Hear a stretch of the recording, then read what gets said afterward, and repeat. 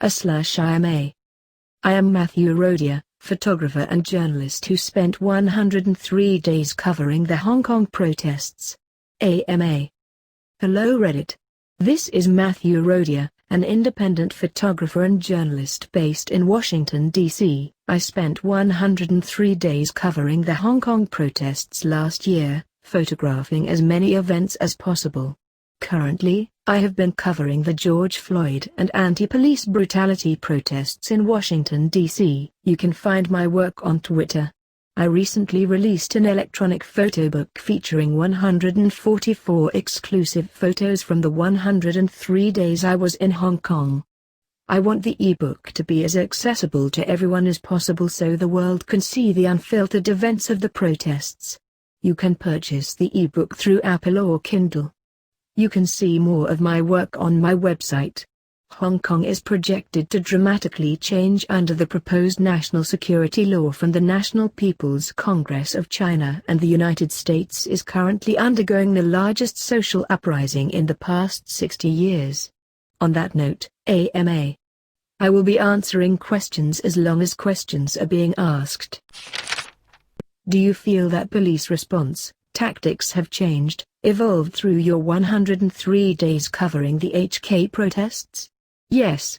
I think that there was an escalation of police violence over the time I was there, and in turn some of the protesters became more violent.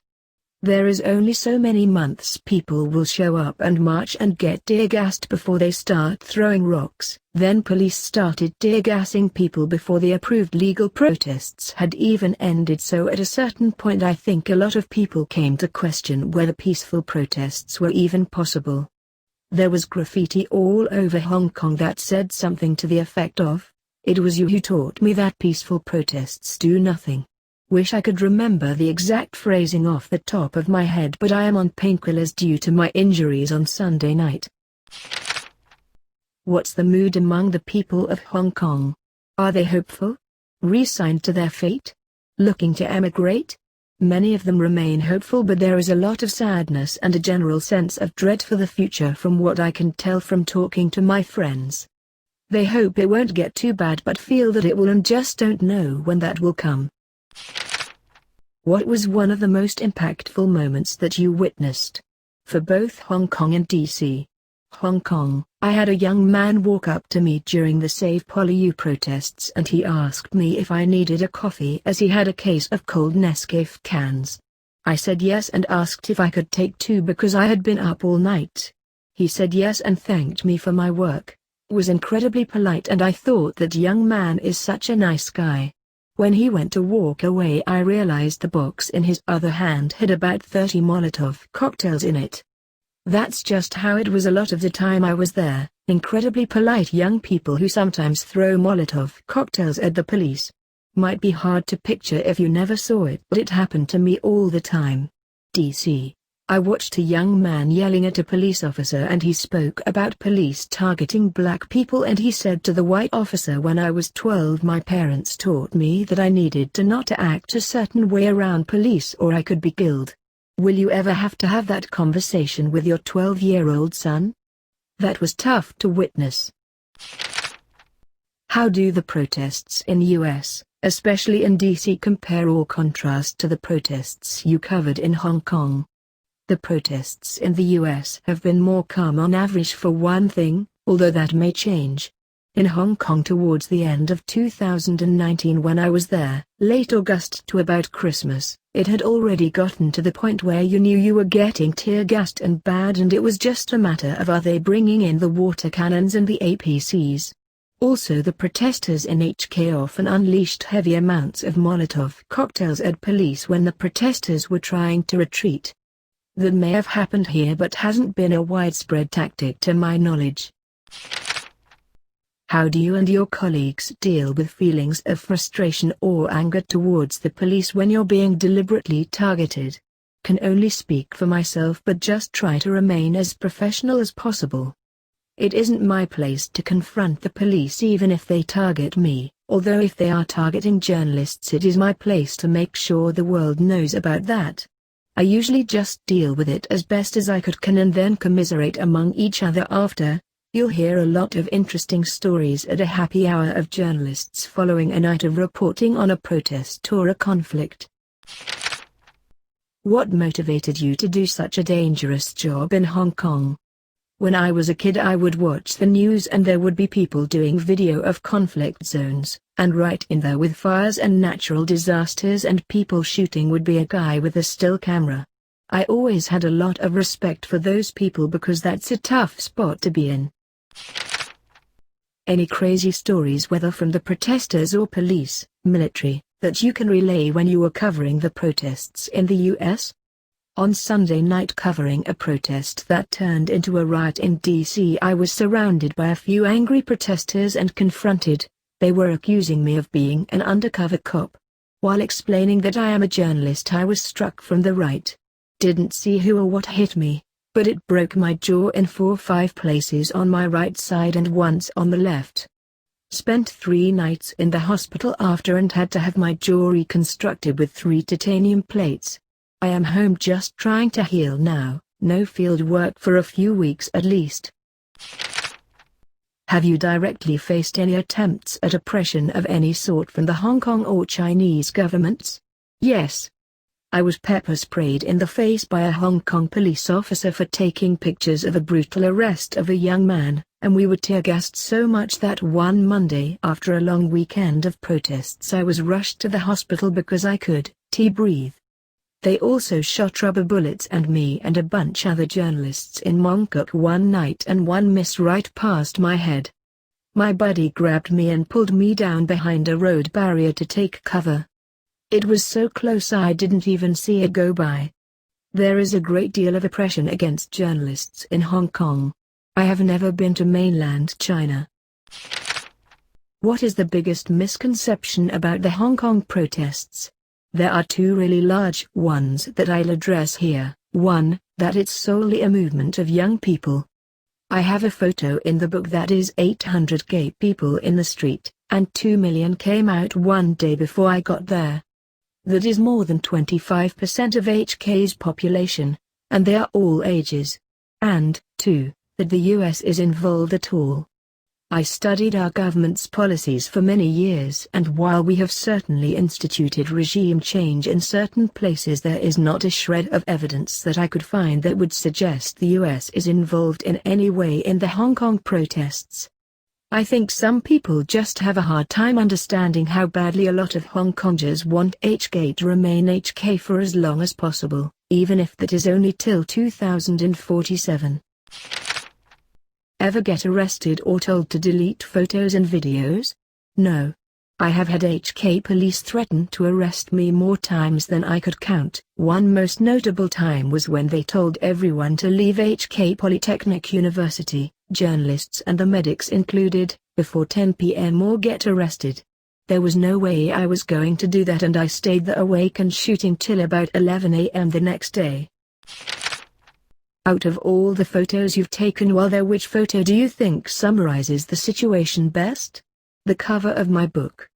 Police officers stationed inside the central government complex in Hong Kong were shooting heavy amounts of tear gas at the protesters, and a young man just ran up to the smoking canister, picked it up, and threw it back over the fence at them. To me, a lot of what the Hong Kong protests have been about is defiance to police brutality and government overreach. How do you see Chinese, British culture playing a role versus American culture here with the 2 protest movements? I think Americans are great people mostly, but are on average more physically aggressive and violent in general. You don't ever really see bar fights in Hong Kong, and that is not totally uncommon in US cities. That is a cultural thing. I do not believe what happened to me Sunday night would happen in Hong Kong, because there was more of an appreciation for the work that journalists do in Hong Kong. Some US protesters seem to think that I need permission to take pictures in a public place, which is not how the First Amendment works. They would also ask you to blur out faces on a live feed, which is impossible. One thing people in the US need to realize is if the journalists go home, it is a lot easier to brutalize people. We, as journalists, often operate as a check on those in power, so it is good to have us around when police are charging.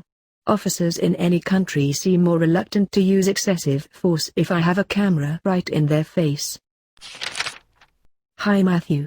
First off, thanks for shining a light on the situation in HK in the face of danger. During your time there, did you notice any divide between rioters and peaceful protesters? Although it appeared that most were peaceful, there were many depictions on the news where private, public property were destroyed, protesters using Molotovs and bows, and even an elderly street cleaner dying from a rock allegedly thrown from a protester. Were most protesters okay with these actions as a perfectly reasonable response to being fed up with government oppression, or did this cause a rift between them? Also, in your experience, is it true that the majority of protesters were young adults? Thanks again. I'd say there was a bigger divide in the beginning, but the police becoming increasingly more violent made the non-violent protesters increasingly accept, if not actively support, the more violent actions. The elderly man who died by rocks being thrown walked into a situation where people were throwing rocks back and forth. I don't believe he was targeted at all, and I am unsure if there is even proof as to which side threw the rock. The public and private property destroyed by the HK protesters was usually carefully selected for a specific reason so that limited the backlash from the public. There is a KFC in Mongkok where I ate fried chicken during some incredibly intense nights back when I still ate meat. It was never targeted because no one had a problem with KFC. As far as the protesters in Hong Kong being young adults, the frontliners were mostly young adults, but the protesters are of all ages. There are pictures in my book of children protesting, an old man in a wheelchair, a guy with his dog. There is also a pic of 800 gay people in the street on Hennessy Road protesting. Those were certainly not all young people. What are, in your opinion, some of the most interesting strategies that are being used in HK? I have seen that HK protesters connect each other using apps like Telegram. Is there something similar that journalists, independent media use to be informed of everything going on, sort of like a union of all journalists currently reporting in HK? Thank you for spending your precious and valuable time with us and answering so many of our questions. Interesting strategies? The Yellow Economic Circle is very interesting to me, where Hong Kongers will actively support businesses that are pro-protest and refuse to frequent businesses who are against the protests. Using spending power to influence social movements is highly interesting to me because I am a policy nerd. Journalists have their own ways of communicating which I won't address here so as not to put them or their sources in jeopardy. What was the most heartbreaking scene or moment you witnessed during the HK protests? There was a young man and a young woman who were waiting to be arrested during Save PolyU protests. Police had them on the side of the road and he was stoic but she was emotional. I was told by a nearby local journo that she was pleading with police. He just said nothing. It seemed to me that they were the type of young people who had never been in trouble before, and while he accepted his fate he didn't look happy, and I can still hear her wailing to the police. When someone gets arrested for the first time, there is a time when they realize they are not going home that day, and that is heartbreaking to watch when it's a young person. That was probably it. Few other situations where people got tackled hard by police and they were not physically that large and you see them dragged away, and I would worry about head injuries. I never get to follow up with these people, so it is rough. I often wonder how things turned out and if they are okay now. How were you treated by both sides of the protests in HK compared to DC, and how do you feel about the social media that are becoming more and more important information sources? Social media can be manipulated by things like micro-targeting, which everyone should research, so it makes the dissemination of disinformation more dangerous. PC you can cater that disinformation to specific individuals.